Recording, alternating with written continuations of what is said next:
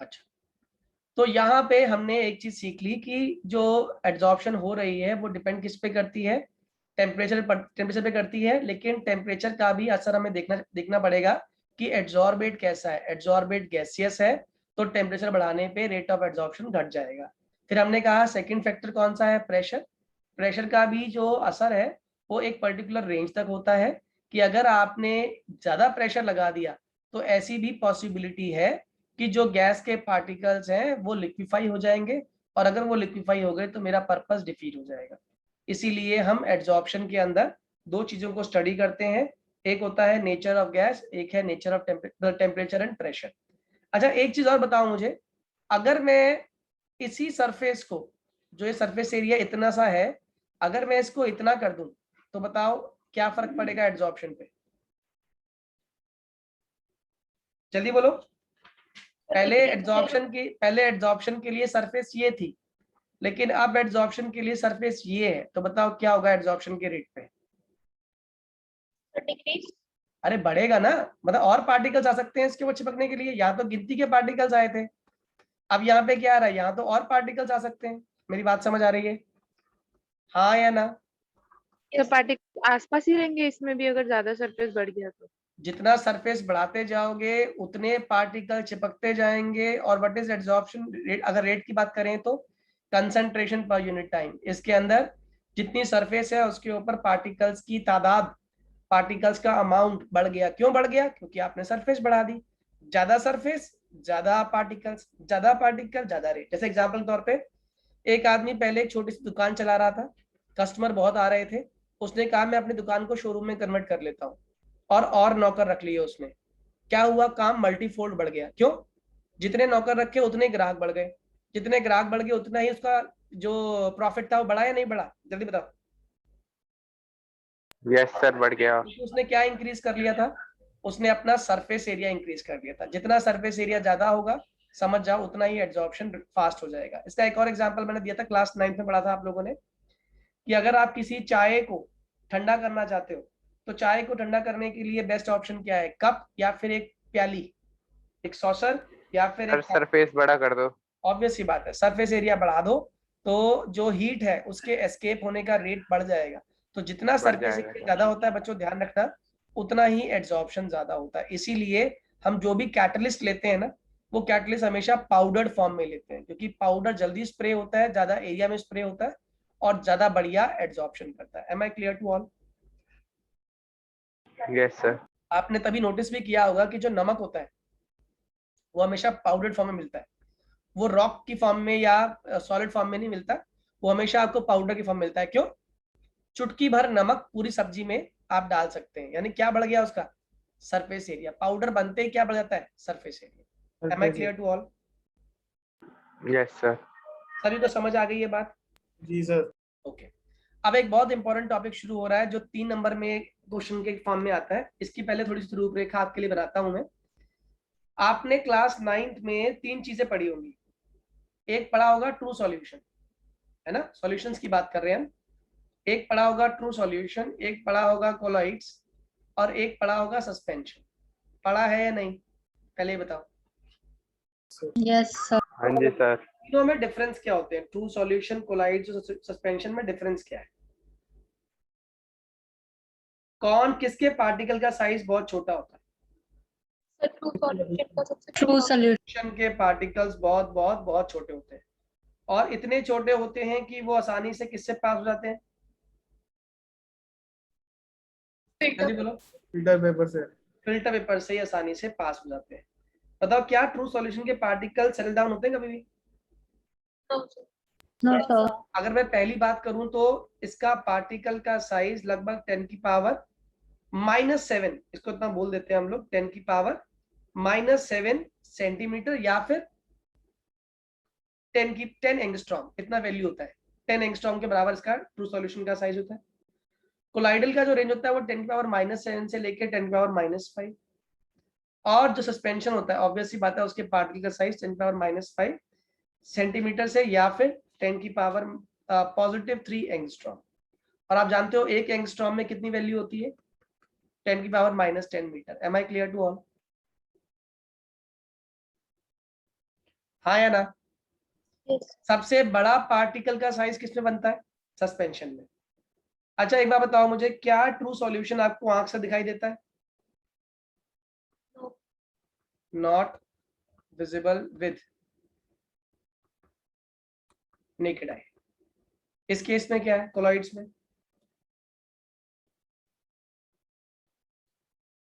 Visible with the help of microscope, और microscope भी ultra microscope. लेकिन सस्पेंशन तो हमें नॉर्मल आईज से भी दिखाई देता है, नेकेड आईज से दिखाई देता है। Am I clear to all? हाँ या ना? जल्दी बोलो।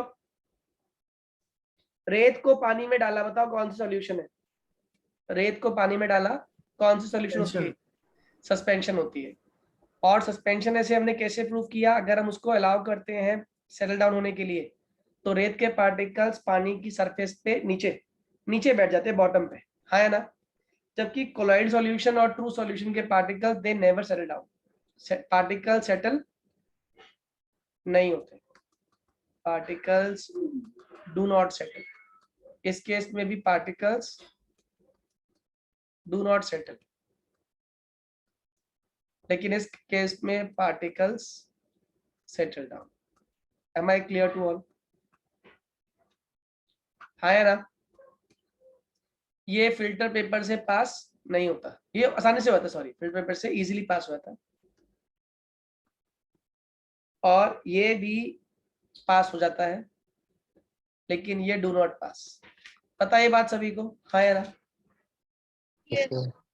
अच्छा, अब ये तो बेसिक बातें थी ट्रू सॉल्यूशन की, कोलॉइड्स की, सस्पेंशन की। अब हम जो बात करेंगे ना स्पेसिफिकली, वो हम बात करेंगे जिस कैटेगरी को, उसका नाम है कोलॉइड्स। अब हम यहाँ पे कोलॉइड्स के बारे में पढ़ने वाले हैं।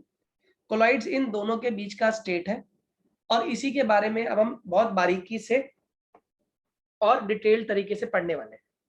क्या मतलब है इसका, इसको समझिएगा। जब हम कोलॉइड्स की बात करते हैं तो देखो, कोलॉइडल सॉल्यूशंस को हम बोलते हैं जनरली कोलॉइडल सॉल्यूशन।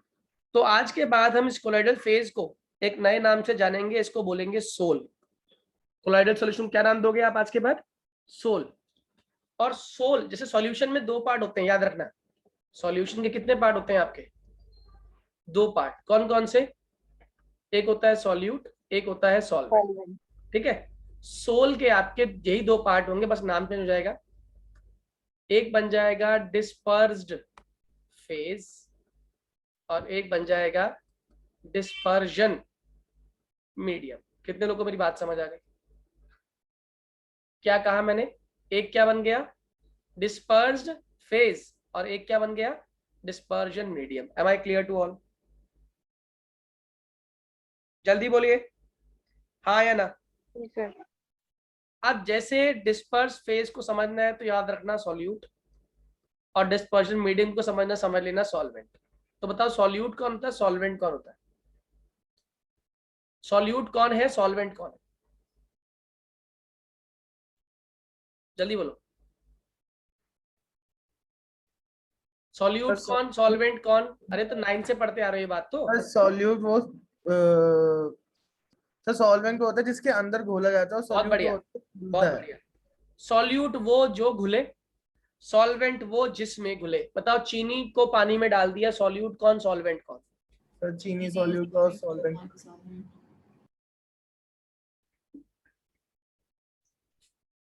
सभी को समझ आ गई ये बात? तो यहाँ पे हम जो बात करेंगे, जो घुलने वाला पार्टिकल है वो कहलाएगा डिस्पर्स्ड फेज, और जिसमें घुलेगा वो कहलाएगा dispersion medium. Am I clear to all? जल्दी बोलिए, am I clear to all? बेटा हाँ या ना? Yes, sir. ठीक है, अगर ये समझ आ गया तो इसकी आगे की बात कर लेते हैं। इसको लिख देता हूं मैं आपको, अगर समझना है तो इसको इस फॉर्म में लिख लेना। It is just like solute in true solution, and it is just like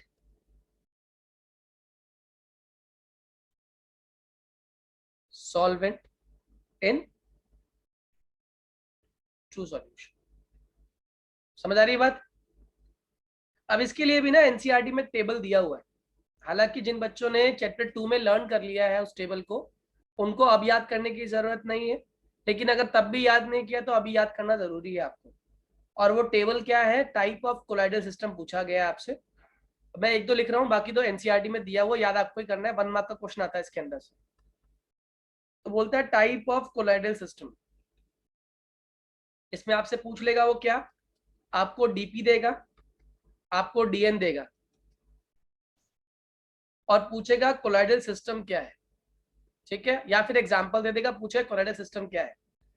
तो जब हम गैस की बात करते हैं डीपी, और लिक्विड की बात करते हैं डीएम, यानी कि सॉल्यूट कौन है, गैस, और किस पर चिपक रहा है, ये लिक्विड पर चिपक रहा है, तो क्या बनता है, ध्यान रखना, colloidal system is always form, क्या बनता है हमारा, फॉर्म बनता है। एग्जांपल क्या हो गया इसका, सोप सॉल्यूशन।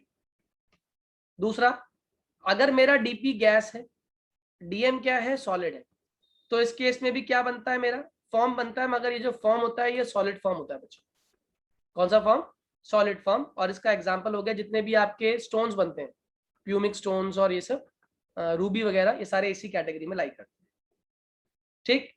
तो ये डीपी डीएम क्या है? डिस्पर्स फेज, डिस्पर्जन मीडियम, अभी तो समझाया मैंने। डिस्पर्स फेज क्या हो गया, सॉल्यूट, और डिस्पर्जन मीडियम क्या हो गया, सॉल्वेंट, ठीक है। तो अगर सॉल्यूट गैस है, सॉल्वेंट सॉलिड है, तो सॉलिड फॉर्म। अगर सॉल्यूट लिक्विड है, अब ये चेंज कर दिया इन्होंने, यानी कि डीपी लिक्विड है और डीएम क्या है, गैस, तो ध्यान रखना उसमें इस्तेमाल ये बनता है, क्या फॉर्म करता है, एरोसोल्स। ये भी आपने देखा होगा, और देखते हैं ये नेचुरल फिनोमिना है, फॉग बनता है, क्लाउड्स बनता है, ये सारे क्या है, ये एरोसोल्स हैं, जिसमें डीपी क्या होता है, लिक्विड, और किसके ऊपर वो सेटल हुआ होता है, वो सेटल हो गया होता है गैस के ऊपर, इसीलिए उसको हम क्या नाम दे रहे होते हैं, एरोसोल्स। एग्जाम्पल फॉग, क्लाउड, ये सारे इसी के एग्जाम्पल है, ठीक है। अगर हम बात करें लिक्विड ही लिक्विड में हो, और लेकिन दोनों लिक्विड कैसे हो, इमिसिबल लिक्विड्स हो, कैसे लिक्विड्स, इमिसिबल, घुलने ना घुलने वाले को इमिसिबल कहते हैं। तो लिक्विड डीपी है, लिक्विड डीएम है, इससे बनने वाला कोलाइडल सिस्टम क्या बनता है, याद रखिएगा, इमल्शन। क्या बोलते हैं इसको, इमल्शन। इसलिए आपने सुना होगा पेंट्स आते हैं, इमल्सिव पेंट्स, है ना, इमल्शन पेंट्स कहते हैं ना, सुनते हैं आप लोग। इमल्शन का मतलब क्या है, इसमें दो कंपोनेंट्स हैं जो एक दूसरे में मिक्स नहीं होते, मगर इमिसिबल है, लेकिन कुल मिला के वो एक सॉल्यूशन तरह बिहेव कर रहे होते हैं, जो एक पोर्शन दूसरे पोर्शन को एनहांस करता है। इसीलिए इस टाइप की सॉल्यूशन को, जिसमें लिक्विड और लिक्विड इमिसिबल हो, क्या फॉर्म कर रहे होते हैं, इमल्शन। जैसे एग्जांपल के तौर पे मिल्क, बताओ मिल्क इमल्शन कैसे हो सकता है। मिल्क में दो चीजें घुली हुई हैं, कोई बताए आप में से क्या क्या। दूध में दो चीजें हैं, एक लिक्विड पोर्शन और एक फैट है। और आप जानते हो घी या कोई भी ऑयली चीज क्या पानी के ऊपर, पानी में मिलती है, पानी पे मिलती है घी, कभी घी या पानी नहीं, लेकिन हम दूध देख रहे हैं, दूध में हमको कोई फैट अलग से दिखाई नहीं देता, अनटिल अनलेस हम क्या ना करें, चर्निंग, बहुत बढ़िया, चर्निंग ना करें, सेंट्रीफ्यूगेशन ना करें। तो दूध के अंदर फैट छुपा हुआ मौजूद है, और दोनों ही लिक्विड कंपोनेंट्स हैं, दोनों ही एक दूसरे में घुलना नहीं चाहते, मगर बाय नेचर ये घुले हुए हैं, और इसे इनका घुलना बहुत ही टेम्परेरीली होता है। अगर आप इसके अंदर कोई भी इलेक्ट्रोलाइट डाल दें, जैसे आपको पता हो घर में आप कहते हैं ना दूध फट गया, क्या डालते हैं दूध के अंदर, खटाई डाल देते हैं, खटाई डालते ही दूध का लिक्विड पोर्शन अलग और फैट पोर्शन अलग हो जाता है। Am I clear to all? जी सर। बात समझ आ रही है आप लोगों को, हाँ या ना? Please answer, please raise your hand अगर ये बात क्लियर हो गई सभी को, तो please raise your hand. Yes sir, Avani समझ आया?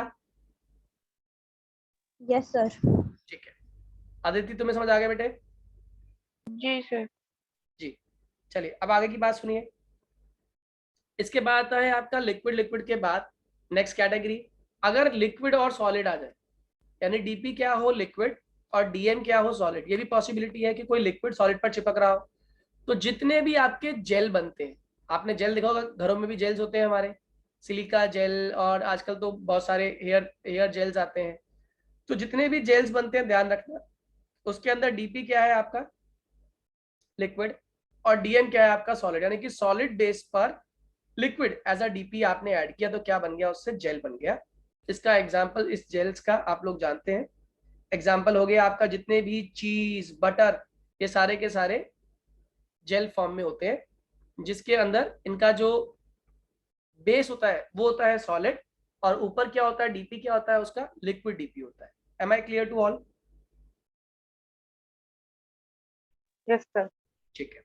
अब इसमें एक और कैटेगरी आती है जिसमें सॉलिड डीपी है और गैस डीएम है। ये भी बनाता क्या है? एरोसोल। आप कहो सर ऊपर वाले एरोसोल में और इसमें डिफरेंस क्या है? डिफरेंस ये है, ये जो एरोसोल बन रहा है ना, ये सॉलिड एरोसोल होता है। इसका बेस्ट एग्जांपल हो गया आपका स्मोक। धुआं होता है ना, धुआं। धुएं के अंदर सॉलिड पार्टिकल्स किसके ऊपर बैठे होते हैं? डस्ट के ऊपर बैठे होते हैं, इसीलिए उसे हम लोग क्या बोलते हैं? एरोसोल। और कौन सा aerosol? Solid aerosol. Am I clear to all? हाँ या ना? जल्दी बोलिए। ओके। अब इसमें एक कैटेगरी और आती है, आप वैसे तो दो कैटेगरी हैं। एक होता है हमारा सॉलिड डीपी और लिक्विड डीएम। सॉलिड डीपी है और डीएम क्या है? लिक्विड। तो इस केस में क्या बनता है हमारा? सोल बनता है। क्या बनता है? सोल। सोल सॉल्यूशन को बोलते हैं। इसका बेस्ट एग्जांपल हो गया, जैसे आपने स्टार्च पाउडर लिया और स्टार्च पाउडर को पानी में डाल दिया। तो इस सॉल्यूशन की खास बात ये होती है कि स्टार्च पाउडर पानी में होता है मगर पानी में घुलता नहीं। पानी में वो सस्पेंडेड भी नहीं होता, और उसके अंदर आप लाइट पास करोगे तो वो टिंडल इफेक्ट भी करता है। हर जगह भी नहीं होता, लेकिन स्कैटर्ड भी होता है। पार्टिकल का साइज भी बहुत बड़ा नहीं होता, लेकिन हमें वो दिखाई, मतलब उसको हम विजिबल आई से देख तो सकते हैं, लेकिन बहुत स्ट्रेन के साथ। इसलिए ये सस्पेंशन नहीं है, मगर हाँ सॉलिड पार्टिकल्स लिक्विड के अंदर यहाँ पर मिलाए गए हैं। इसको कहते हैं सोल। इसका बेस्ट एग्जाम्पल हो गया आपका स्टार्च इन वाटर। मेरी बात समझ आ रही है? हाँ या ना? ये 1 मार्क का क्वेश्चन आता है आपका। इनमें से कोई भी केस को पूछ लेगा आपको, कोई भी केस आपसे पूछा जाएगा, बताएगा कि डीपी कौन है, डीएम कौन है। जैसे यहाँ पे देखिए तो सॉलिड डीपी है, सॉलिड डीएम है, तो यहाँ पर क्या बनने वाला है? आंसर होगा सॉलिड सोल। क्या बनेगा यहाँ पे? Solid sol. Am I clear to all? हाँ या ना? सॉलिड डीपी सॉलिड डीएम क्या बनने वाला है? Solid sol. एग्जाम्पल हो गया इसका, जितने भी आपके ग्लास बनते हैं, जैसे रूबी ग्लास और सफायर ग्लास, ये सारे ग्लासेस इसी कैटेगरी को बिलोंग करते हैं, जिसमें डीपी सॉलिड और डीएम सॉलिड। ये टेबल आपको लर्न करना पड़ेगा बच्चों। 1 मार्क क्वेश्चन आप लोगों से इनमें से किसी भी कैटेगरी पे पूछा जा सकता है। Am I clear to all? हमने शायद गैस गैस मिस कर दिया। गैस गैस नहीं, गैस गैस तो बनता ही ना। गैस गैस तो गैस गैस चिपकती थोड़ी है, गैस तो डिफ्यूज करती है। ठीक है बेटा? गैस गैस कोई सॉल्यूशन वो नहीं है, सोल नहीं बनाता गैस। अच्छा, अब यहाँ पे अपीयरेंस के बेसिस पे भी हमने इसे क्लासिफाई किया हुआ है, बेस्ड ऑन अपीयरेंसेस। हम सोल को क्लासिफाई कर सकते हैं बेस्ड ऑन अपीयरेंसेस। नाम में ही ना इनका अब हिंट छुपी हुई है, आप ध्यान देना। जैसे मैंने पहला बोला आपको बेंजोसोल, क्या बोला? बेंजोसोल। तो ध्यान रखना जो नाम है ना वो बेसिकली रिफ्लेक्ट कर रहा है डीएम की तरफ। तो बताओ इस सॉल्यूशन में डीएम क्या रहा होगा? बेंजोसोल में डीएम कौन होगा? बहुत बढ़िया, बेंजीन। बेंजीन डीएम जिसका होता है उसको बोलते हैं सॉल्यूशन को बेंजोसोल। अगर मैं बोल रहा हूं एक्वासोल, तो बताओ डीएम क्या रहा होगा? वाटर। बहुत बढ़िया, वाटर। अगर मैं बोल रहा हूं अल्कोसोल, तो मेरा डीएम क्या रहा होगा? अल्कोहल। कितने लोग को ये बात समझ आ गई? डीपी और डीएम वाली बात कितने लोगों को क्लियर हुई? जल्दी बोलिए। डीपी कुछ भी हो सकता है, डीएम यहाँ पे डीएम फिक्स कर दिया आप लोगों ने। मेरी बात समझ आ गई? बेस्ड ऑन दी अपीयरेंस ये हमारी कैटेगरी आ गई। अब इसके बाद आता है बेस्ड ऑन अपीयरेंस के बाद हमारे सोल को ना इंटरैक्शन के बेसिस पे, ये इंपॉर्टेंट है, ये टेबल भी 3 मार्क के लिए आता है। Based on interaction. अब ये इंटरैक्शन क्या चीज है पहले ये समझ लेना। बॉन्डिंग का नाम इंटरैक्शन होता है बच्चों। क्या बोला मैंने? बॉन्डिंग का नाम क्या है? इंटरैक्शन है। इसके बेसिस पे 2 तरह के सोल बनते हैं, लायोफिलिक सोल और दूसरा लायोफोबिक सोल। पहला क्या है जल्दी बोलो? पहला कौन सा है? Lyophilic sol. और दूसरा कौन सा है? Lyophobic sol. अब लायोफिलिक सोल में पहला आता है कि ये होते कैसे हैं, बनते कैसे हैं। कहते हैं बनाना बहुत आसान है लायोफिलिक सोल को। आपने डीपी लिया, डीएम लिया, इन्हें मिक्स किया, शेक किया, आपका लायोफिलिक सोल तैयार। Lyophilic sol ready. मेरी बात समझ आ गई? क्या बोला मैंने? डीपी को डीएम में मिलाया, शेक किया फिजिकली, और आपका जो सोल है वो तैयार हो गया। मेरी बात समझ आ रही है? हाँ या ना? Yes, sir. जनरली ये इसलिए तैयार होता है कि नेगेटिव पार्ट पॉजिटिव पार्ट के क्लोजनेस में आ जाता है, क्लोजनेस से न्यूट्रलाइजेशन आती है, और न्यूट्रलाइज होने की वजह से वो कोएगुलेट, एक वर्ड सुनिएगा नया, इसे हम लोग बोल देते हैं स्टेबल। ये स्टेबल होता है। क्यों होता है stable? Stable due to coagulation. And what is coagulation? ये टर्म अभी आगे भी आएगी। कोएगुलेशन का मतलब होता है चार्जेस का न्यूट्रलाइज हो जाना। Positive when comes to the vicinity of negative charge, it neutralises and the resulting size of the particle increases. This process is known as coagulation. मेरी बात समझ आ रही है? Yes. ठीक है। और यहाँ पे हम coagulation इसको एक तरीके से और भी कर सकते हैं। वैसे coagulate नहीं हो रही तो हम उसमें क्या ऐड कर देते हैं? इलेक्ट्रोलाइट डाल देते हैं। इलेक्ट्रोलाइट क्या होता है आप जानते हैं, जिसमें दो पार्ट्स होते हैं। जैसे मान लो NaCl डाल दिया तो इसमें दो पार्ट है, Na+ है और Cl- है। तो अगर मैंने NaCl किसी सोल में डाल दिया और सोल पॉजिटिवली चार्ज थी, तो आप बताओ कौन सा वाला पार्ट जाके सोल को न्यूट्रलाइज कर देगा? दोनों। बताओ कौन सा पार्ट जाके न्यूट्रलाइज करेगा सॉल्यूशन को? दोनों।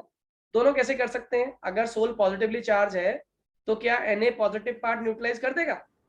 Cl negative. Cl- करेगा ना, कि Cl- पे चार्ज क्या है? Negative charge. उस पर चार्ज क्या है? सोल के ऊपर पॉजिटिव चार्ज। तो पॉजिटिव को न्यूट्रलाइज करने के लिए नेगेटिव पार्ट चाहिए। Am I clear to all?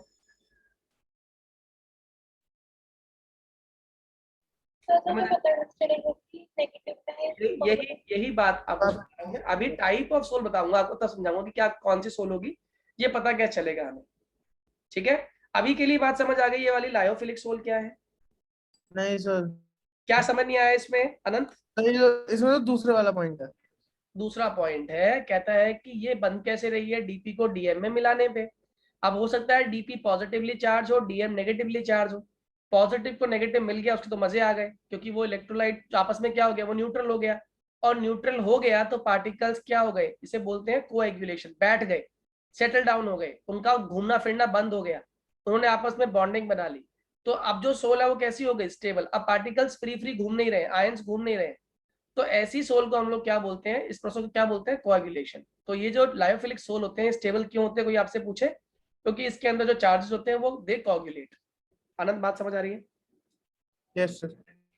अब इसकी बात करें लायोफोबिक की, तो लायोफोबिक पहली बात तो सिंपल मेथड से बनता नहीं। सिंपल मेथड से ये बनता नहीं, इसे बनाने के लिए केमिकल मेथड चाहिए। क्या चाहिए इसे बनाने के लिए? Chemical methods are required. और केमिकल मेथड्स कौन कौन से वो भी हम आगे पढ़ेंगे। दूसरी बात, ये पहले तो आसानी से बन नहीं रही, और आसानी से बन नहीं रही तो ये वैसे तो अनस्टेबल होती है, लेकिन जनरली क्या होता है? अनस्टेबल। जैसे ये तो स्टेबल हो सकता है बिना इलेक्ट्रोलाइट के डाले भी, लेकिन ये क्या होते हैं? जनरली दे आर अनस्टेबल, ये बनना नहीं चाहते। लेकिन अगर आपने इसे केमिकली बना दिया, कैसे? आपने इसमें इलेक्ट्रोलाइट डाल दिया, और भी कई सारी प्रोसेस हम पढ़ेंगे अभी लायोफोबिक सोल बनाने के। तो कहता है उन सभी प्रोसेस से आपने अगर बना दिया तो ये बहुत ही स्टेबल हो जाएगा। लेकिन जनरली कैसा है? ये अनस्टेबल। और इसको स्टेबल करने के लिए मुझे क्या डालना पड़ेगा? स्पेसिफिक प्रोसेस और स्पेसिफिक रिएजेंट्स लाइक इलेक्ट्रोलाइट्स डालने ही पड़ेंगे, स्टेबलाइजर्स डालने ही पड़ेंगे, जो इस लायोफोबिक सोल को स्टेबलाइज करेगा। Am I clear to all? Yes. ठीक है। अब मुझे एक बात बताओ, ये तो सिर्फ डीपी को डीएम में मिलाया और मैंने कहा स्टेबल हो रहा है, तो ऑब्वियस सी बात है कोई चार्ज होना चाहिए, चार्ज नहीं होना चाहिए इसके ऊपर? न्यूट्रल होना चाहिए। न्यूट्रल होना चाहिए, इसीलिए इस पे लिखा है हैव नो चार्ज। और जब मैं इसको बनाने की कोशिश कर रहा हूं तो ये बन नहीं रहा। इसका मतलब क्या हो रहा? रिपल्शन हो रही है। हाँ या ना? आपस में चार्जेस सेम रहे होंगे, रिपल्शन हो रही होगी, क्योंकि अगर ऑपोजिट चार्ज होते तो ये भी मिल गया होता। तो इसका मतलब इसके अंदर कैरेक्टरिस्टिक चार्ज है। हाँ या ना? Yes. Yes. ठीक है। अब दूसरी बात ये हो गया हमारा। अब हम बात करते हैं कि जनरली जो लायोफिलिक सोल होती है इसकी विस्कोसिटी की अगर हम बात करें तो डीपी जो डीएम में घुला है ना, डीपी जो डीएम में घुला है वो यूनिफॉर्मली नहीं घुल पाता, चाहकर भी यूनिफॉर्मली नहीं घुल पाता। जैसे एग्जांपल के तौर पे आपने स्टार्च को पानी में डाल दिया, स्टार्च को कहाँ डाल दिया? पानी में। अब स्टार्च पानी में घुल तो गया, लेकिन जब आप सॉल्यूशन में हाथ डाल रहे हैं तो आपको महसूस हो रहा है कि स्टार्च के पार्टिकल्स कहाँ कहाँ हैं, यानी कि स्टार्च के पार्टिकल्स दिख नहीं रहे, लेकिन पानी के अंदर आपको महसूस हो रहा है वो गाढ़ापन। एक और एग्जांपल देता हूँ, जैसे आप में से शायद किसी ने देखा हो, डाकघर में जितने भी पोस्ट ऑफिस होते हैं उसमें एक गम इस्तेमाल होती थी पहले पुराने टाइम पे, बड़ी सी बॉटल होती थी उसकी, और उस गम को अगर आप सिंपली वाटर में डालें, ग्लू गम आजकल भी आती है, वैसे वो नहीं जो फेविस्टिक टाइप नहीं कह रहा मैं, ग्लू गम जो आती है, उस गम को अगर आप पानी में डालो तो वो गम पानी में नहीं घुलेगी। मतलब पानी में डिजोल्व तो हो जाएगी, सरफेस पे नहीं बैठेगी, अंदर चली जाएगी, लेकिन वो पानी के अंदर घुलेगी नहीं, पानी के अंदर सस्पेंडेड रहेगी। तो जहां जहां पे आप उसके अंदर पानी में हाथ डालो तो वो गम महसूस होगी कि यहाँ गम है और यहाँ गम नहीं है। तो अब मेरी एक बात का जवाब देना, अगर मैं विस्कोसिटी की बात करता हूं तो बताओ क्या ये सॉल्यूशन यूनिफॉर्मली विस्कस है या नहीं है? नहीं है। वेरी गुड, ये नॉन यूनिफॉर्म विस्कोसिटी रखती है, ठीक है। जबकि इस केस में बात करें तो एक बार तो पहले बन नहीं रहा था, लेकिन जब बना तो पूरी तरीके से घुल के बना, तो इस केस में विस्कोसिटी कैसी हो जाएगी? थ्रू आउट यूनिफॉर्म, यानी कि ये पूरी सॉल्यूशन में जो विस्कोसिटी होगी वो यूनिफॉर्म विस्कोसिटी की होगी। इसमें एक चीज और आपको हाथों हाथ समझनी है, अगर मैं लाइट पास करूं दोनों में से तो बताओ कौन टिंडल इफेक्ट करेगा और कौन टिंडल इफेक्ट नहीं करेगा? सर टिंडल इफेक्ट दिखाएगा। इसमें भी टिंडल इफेक्ट होगा, इसमें भी टिंडल इफेक्ट होगा, लेकिन ज्यादा टिंडल इफेक्ट किस में होगा, कम किस में होगा, ये बताओ मुझे। दूसरे वाले में ज्यादा होगा, पहले वाले में बहुत कम बढ़िया, इसमें ज्यादा, क्योंकि पूरी सरफेस ही प्रॉपर तरीके से विस्कोसिटी लेके बैठी है। इसमें टिंडल इफेक्ट कहीं पर तो होगा और कहीं पर नहीं होगा, बताओ कहां पर होगा, कहां पर नहीं होगा? सर जहाँ पे जो सॉल्यूट होगा ना, वो मतलब प्रेजेंट होगा, बहुत बढ़िया, जहां पे सॉल्यूट प्रेजेंट होगा वहां पर तो टिंडल इफेक्ट होगा, और जहां सॉल्यूट प्रेजेंट नहीं होगा वहां टिंडल इफेक्ट नहीं होगा। मेरी बात समझ आ गई? Riddhi, Aishwarya, Aditi, Yes, sir. Yes अच्छा, अब नहीं समझ आया ये? हाँ जी सर। ठीक है, अगर ये समझ आ गया तो इसकी आगे की कहानी भी बहुत आसान है।